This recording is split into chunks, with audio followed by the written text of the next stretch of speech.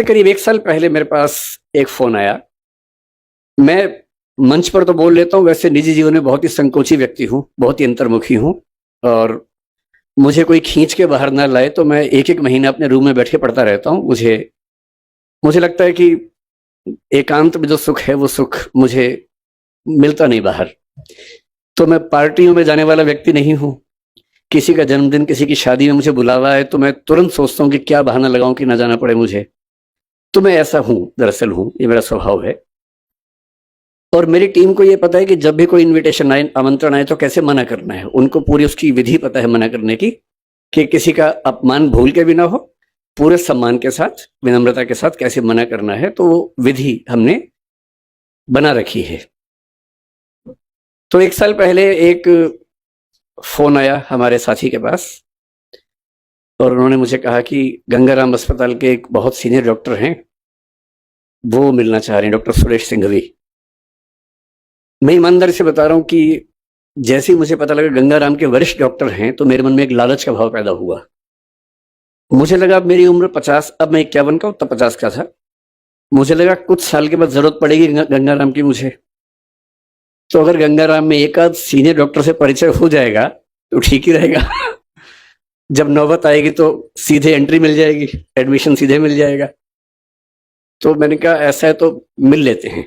तो मुझे लगा कि मैं जाके मिलूंगा, लेकिन डॉक्टर साहब इतने विनम्र हैं कि वो मिलने आए मुझसे। तो मैं स्पष्ट रूप से कह रहा हूं, मेरे मन में एक ही लालच था कि वो आएंगे और मैं इतनी नेटवर्किंग कर लूंगा कि बुढ़ापे में दिक्कत आए तो मेरा इलाज ठीक से हो जाए। बाकी जरूरतें मुझे पड़ती नहीं है, एक ही जरूरत लगती है, कभी डॉक्टर की जरूरत पड़ेगी तो रास्ता निकल जाएगा।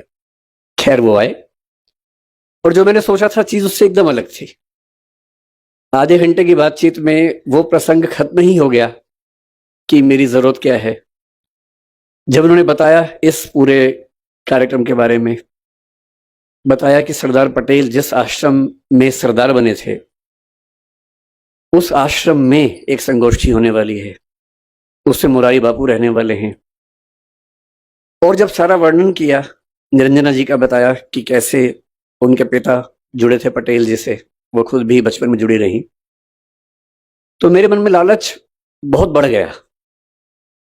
अब वो लालच खत्म हो गया डॉक्टर वाला, अब दूसरा लालच बढ़ गया, क्योंकि मुझे सबसे ज्यादा सुख मिलता है ऐसे स्थानों पर जाकर जहां कोई महान व्यक्ति अपना समय गुजार के गया हो। जैसे मैं आज से कुछ साल पहले करमसद गया था, जहां सरदार पटेल का जन्म हुआ था। उस घर में 1-2 घंटे रहा, छत से लेकर जमीन तक सारा एक एक कमरा देखा वहां पर। साबरमती आश्रम भी गया था, दांडी भी गया था, गुजरात आया तो लोथल भी गया, सब जगह गया। बारडोली मुझसे छूट गया था, शायद नियति थी, जानबूझ के छुड़वाया होगा नियति ने। तो जब मुझे पता लगा कि बारडोली के या बारडोली के आश्रम में जाके वहीं उसी घर में रहने का मौका मिलेगा या बैठने का मौका मिलेगा जहां सरदार पटेल रहते थे, जहां महात्मा गांधी भी आते थे, तो मुझे लगा इससे बड़ी उपलब्धि क्या हो सकती है। बोलना तो ठीक है, मैं अध्यापक को बोल ही देता हूं, तो मैंने कहा ठीक है मैं आऊंगा, लेकिन इससे मेरा लाभ ज्यादा है, आपका लाभ कम है।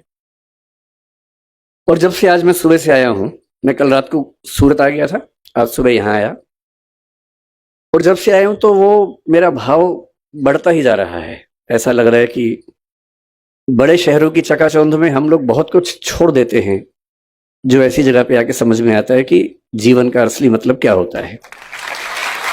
तो पश्चिम में एक प्रसिद्ध दार्शनिक हुए थे, मुझे सुरेश जी ने कहा कि 1.5 घंटा मुझे बोलना है, तो मैं बड़ा फुर्सत के मूड में हूँ। अगर आप लोग लगे कि कम बोलना है तो आप इशारा कर दीजिएगा, मैं चुप हो जाऊंगा बीच में ही, नहीं तो मैं तो ज्यादा बोलने का अभ्यस्त हूं ही, कम बोलना मुश्किल लगता है मुझे। तो आज जब मैं आया तो यहाँ मुझे सरदार पटेल पर बोलना है, मैं उन पर आऊंगा थोड़ी देर के बाद। पहले मैं आज का अनुभव डिस्कस करना चाह रहा हूं। तो जैसे ही कार आश्रम के अंदर घुसी, तो जिसको बोलते हैं आजकल मनोविज्ञान के बच्चे की वाइब्स आती हैं, जो जेन जी है, आज की जनरेशन है, उसकी भाषा में वाइब्स आती है। हमारी भाषा में एक वातावरण होता है हर जगह का, उस वातावरण का अपना मूल्य होता है। और वातावरण ऐसे नहीं बनता, बहुत सारे अच्छे लोग जब एक साथ रहेंगे तो वहां माहौल बनता है। उसको हम वातावरण कहें, वाइब्स कहें, वाइब्रेशंस कहें, जो भी कहें, वो हर किसी को समझ में आता है। तो जैसे ही मैं उस स्कूल के अंदर घुसा मुझे लगा कि ये कुछ तो अलग है।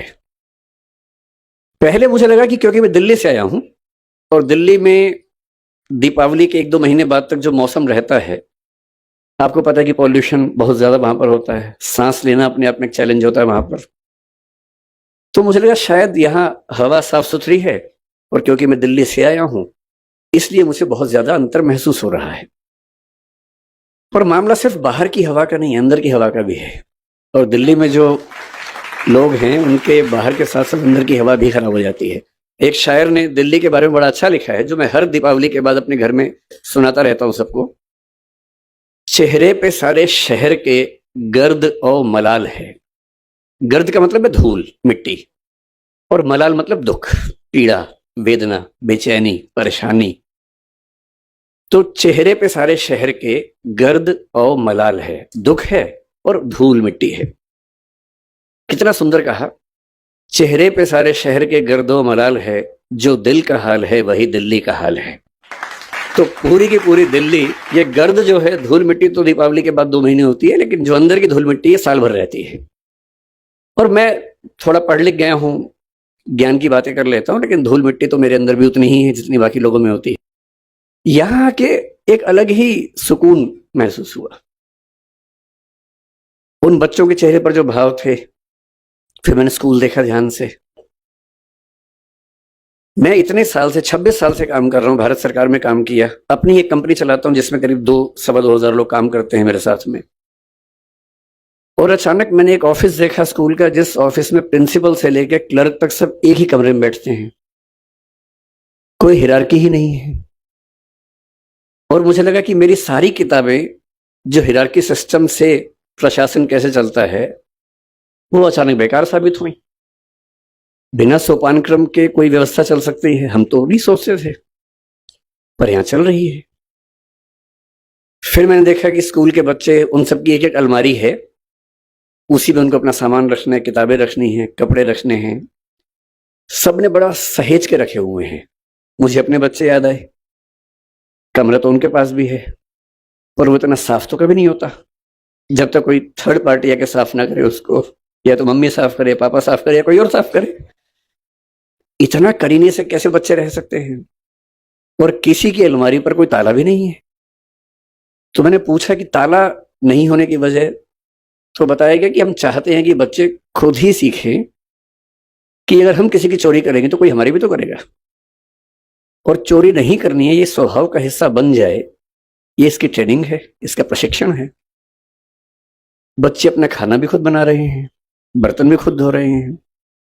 10वीं के बच्चे दिल्ली में ये कह के कि आतंक मचाए रखते हैं कि मेरा 10वीं का एग्जाम है, तो ना मैं खाना तो खैर बनाने का सवाल ही पैदा नहीं होता है, बर्तन धोने का तो मसला ही नहीं है उनके सामने। उनसे तो आप ये भी कहें कि 1 गिलास पानी ला के, तो 10वीं का एग्जाम बीच में आ जाता है। तो ये बच्चे 10वीं का एग्जाम भी दे रहे हैं, खाना बना रहे हैं, बर्तन धो रहे हैं, अपना सब कुछ कर रहे हैं। स्वावलंबन जो महात्मा गांधी कहा करते थे, उसका जीता जागता उदाहरण। और उसके बाद बच्चों के चेहरे पर ऐसा सुकून है, जो सुकून दिल्ली के वीडियो गेम खेलते बच्चों के चेहरे पर कभी नहीं दिखता है। तो मुझे कभी कभी क्या होता है, मैं जिक्र कर रहा था कि पश्चिमी दार्शनिक हुआ हाइडेगर नाम के, 20वीं शताब्दी की शुरुआत में ही, जर्मनी की बात है, जब जर्मनी विश्व युद्धों की दुनिया में आ गया था, उस समय की बात है। उन्होंने एक बड़ी गहरी बात कही।